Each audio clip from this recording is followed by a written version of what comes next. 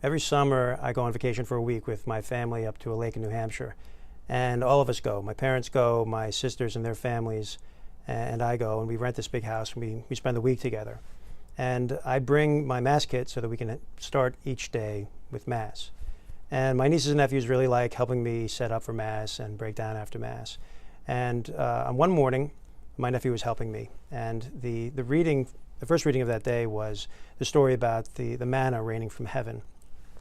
And I asked him, I said, so what do you think was more amazing? You know, what happened to the Israelites when the manna was raining down from heaven, or what we just did a few minutes ago at Mass?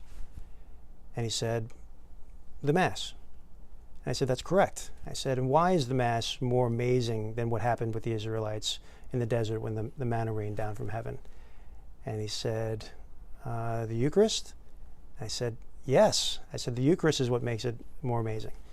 And why is the Eucharist more amazing than the manna that came from heaven?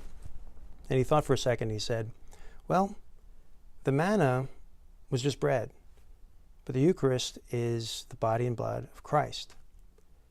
And when he said that, I was so happy and I was so proud of him, because it revealed that this kid has a sacramental imagination, that he sees these things with eyes of faith.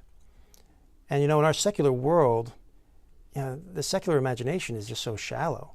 And so when people look at the things that we do, when they look at the sacraments, when they think of the Eucharist and confession and matrimony and baptism, they can't really understand why these things are so important to us Catholics. And when they think of the priesthood, they think of it as a kind of job, as a functionary, a ceremonial leader, someone who could be a social worker or a counselor. And usually it's done by a guy who probably couldn't do anything else in the world, including get a date. But, if we look at the priesthood with eyes of faith, and with that sacramental imagination, we realize that the Eucharist is something that takes our breath away. And the priesthood is something magnificent.